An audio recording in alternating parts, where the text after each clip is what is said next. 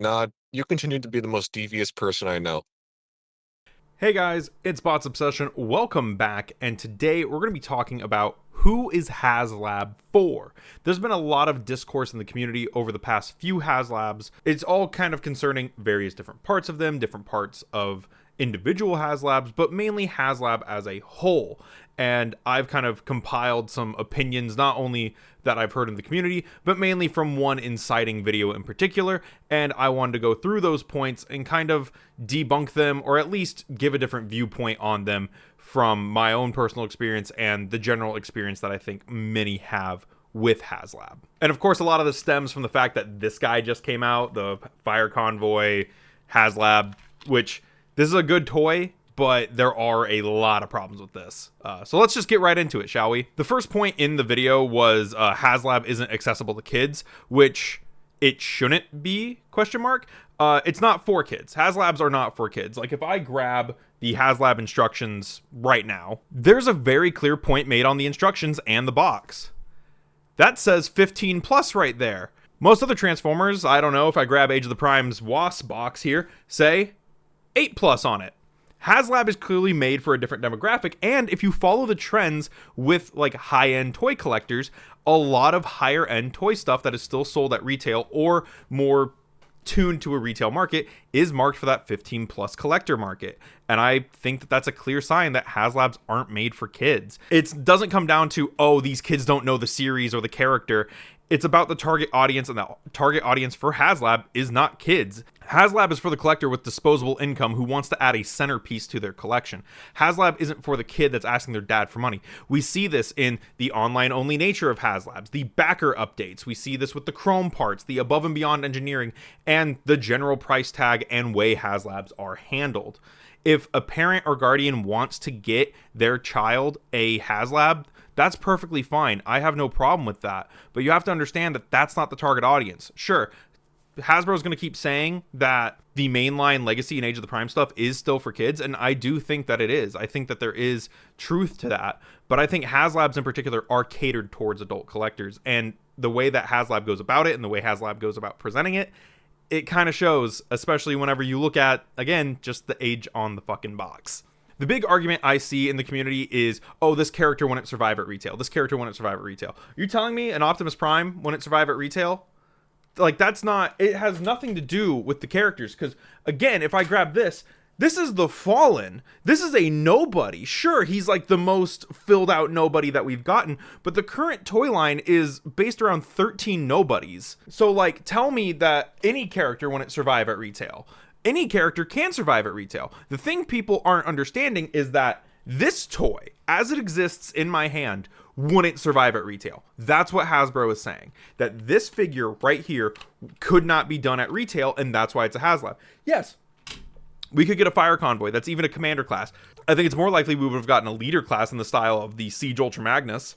We have to understand that the way Haslabs exist is they probably wouldn't be the same as they were if they were done at Haslabs compared to retail. They probably wouldn't get their Combiner Buddy. That was one of the reasons Victory Saber was done as a Haslab, is so that way they get Victory Leo out. And I guarantee that's part of the reason Fire Convoy RID Optimus was also done as a Haslab. It was to get it done right, get it done proper. That's probably why Lio Kaiser is also a Haslab. A small note to this is that Unicron was actually supposed to be a Haslab. It was pitched around to different retailers, and it was rejected because it was too big. It was just too massive to be at retail and survive on the shelf. Big thanks to Dr. Lockdown for that one. Subscribe to Bots Obsession! Something else that perpetuates within the community is that Haslabs have bad QC. I can't speak on the Star Wars ones, the Ghostbusters ones, but I can speak pretty confidently on the Transformers ones. While I don't have Unicron, I've been around in the community enough to know the complaints, and the other three that are currently available, I do own and have on hand, so I can talk about those. Yes, Unicron was a little bit of a mess. Unicron didn't have the teeth painted. It also had the wrong maw for planet mode. That was not communicated properly to the backers. I wouldn't say that that's bad QC. That's more so that Hasbro wasn't forward with what was going to happen with the figure, and I really do think that they should have done something different there because they showed it with the painted teeth, and I think that that's just unacceptable, the fact that they couldn't paint that. But overall, from what I've heard with Unicron, aside from general backer like regret, the other things with Unicron, everyone didn't have a problem with. It seems that he was a perfectly fine release and that there were really no issues. Moving on to Victory Saber, yes, I know about the chrome scratching. Yes, I know about the antennas breaking. So those were problems, and I do agree. I think that that is a big problem. And Hasbro did do a good job in correcting that. They did refund people. They asked that you send it back in, and they'd send you a fixed one, which was really, really nice of them.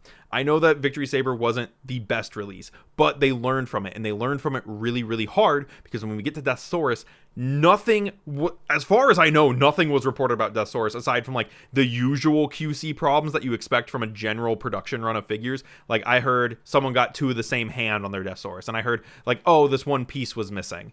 And it's like, okay, well, that's kind of stuff you expect with a production of any figure, is the little one-off things that happen on occasion. I think I heard, like, I can count on one hand how many QC issues I saw with Deathsaurus on like the forums, and I'm sure there's more reports of the little things, but for the most part, from what I saw, Deathsaurus came out perfect, including my own. Of course, that brings us to Omega Prime, who has the broken chest and the yellowing Ultra Magnus. So it's one of those things where it's like, yeah, they clearly learned, but they also kind of didn't. I do think the packaging was great on Fire Convoy. I think a lot of the things went correct on Fire Convoy, but I do think that they could have done it better. And it is really sad that, yes, Fire Convoy does have as much QC issues as it does, but it does seem to be a tolerance issue, and they are apparently trying to make it right. We'll see how that goes. We'll see what the fix is and how they handle this. I hope something good comes out of this. The video I'm pulling a lot of these points from also said that the accessories for Haslab was bad, specifically that Haslabs shouldn't come with stands, or that stands were a dumb accessory because a figure that has good QC shouldn't need a stand. And yes, I do agree that a figure that has bad QC, if a figure has bad QC, it's going to have bad QC, but a figure with good QC shouldn't require a stand to stand up. And in my experience with every Haslab that I have, they don't need a stand. But as a collector, I enjoy having that piece of insurance that my investment, my purchase of $200, $250, $300 isn't going to fall over at any point. They're going to sit on this big disc with a nice arm cradling their sack, so that way they don't fall over. And that's what I want. And to counterpoint this, name a high-end toy like company that doesn't include stands with their figures, because we got Mafex, they include stands with their figures. Reveltech, they include stands with theirs. Hot Toys, Master Grade Gundams do. So many of these high-end toy collector companies include stands with their toys.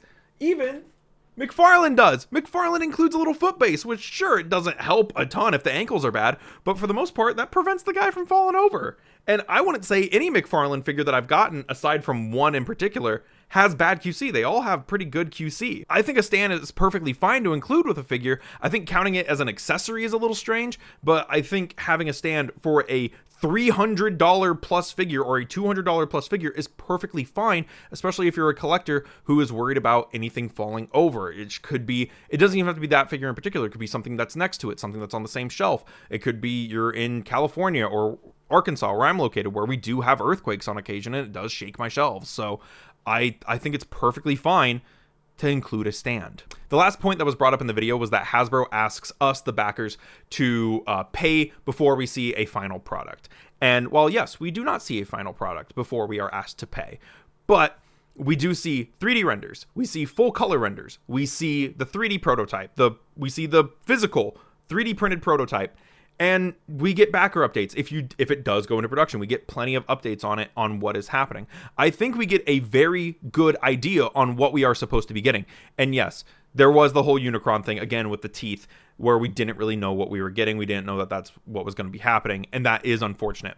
But for the most part, Fire Convoy and Ultra Magnus and Deathsaurus and Victory Saber, all of those have looked basically identical to the renders. And I don't feel like we were lied to about any of those. Third-party companies ask us to do this all the time when they put up pre-orders. And yes, a pre-order is different from a campaign back, but a pre-order is also shown from a third-party company where it's like one image and it's like a gray prototype. They did this with the Iron Factory things. The Iron Factory does this all the time. And then there's plenty of 3P MP companies that do the same thing, where I've seen like one 3D render of the figure and they're like, yes, money please on show Z. And it's like, why? It's the same thing. I know people who back at that point. I know people who give that money. So it's like, what's the real difference between a third-party company doing it and asking for a pre-order versus a Haslab. And you can make the argument that, well, the pre-order is going to happen. Well, if the Haslab doesn't fund, you don't spend money. It doesn't charge you. So you don't lose. Sure, the product is gone forever, but they also might just make another one that's smaller and at retail. Again, going back to my previous point that they could make the character at retail if it fails at Haslab. Transformers hasn't needed to, but if you look at the Ghost Rider Haslab, they ended up making a Madeline Pryor. She came out in X-Men 97 as a Goblin Queen. We did get a Robbie Reyes figure. That happened. We did get a Damian Hellstrom. All of the figures, I think we even got a Blackheart. Was Blackheart in the part of the Haslab? He was a Build-A-Figure super recently. So like all the things, aside from the car, that we were supposed to get, all the individual figures we were supposed to get with that Haslab ended up coming out in Marvel Legends in some form or fashion. You know, it does seem like Hasbro, if the Haslab fails, they will try and get out parts of it. Again, same thing with Star Wars. We've seen some Star Wars figures that were exclusive to Haslab previously, and now they're at retail. Example, Mandalorian with a cloth cape. We get cloth cape Mandalorians at retail now. This is just me kind of venting about the state of Haslab and the discourse in the community. There is a lot of miscommunication and misinformation in the community surrounding the backer projects. And I think a lot of people have a misunderstanding of how things work or just don't fully see the big picture when it comes to these things. And like, sure, there are some things that I do have to agree with, like the bad QC. I think it's ridiculous any figure that costs $200 has bad QC. I've gotten Mafex figures that have bad QC. I've gotten, of course, you know, my Haslab is broken. I did that whole video about it. I just wanted to get this video out there, put my opinions on this out there, and also kind of just disprove some of these misinformation things that we've been seeing in the community. With that all said, thank you so much for watching. Let me know what you think about this video in the comments below. Let me know what you'd like to see in the next one in the comments below. Don't forget to check out those support links in the description, and I'll see you guys in the next one. This has been Bots Obsession.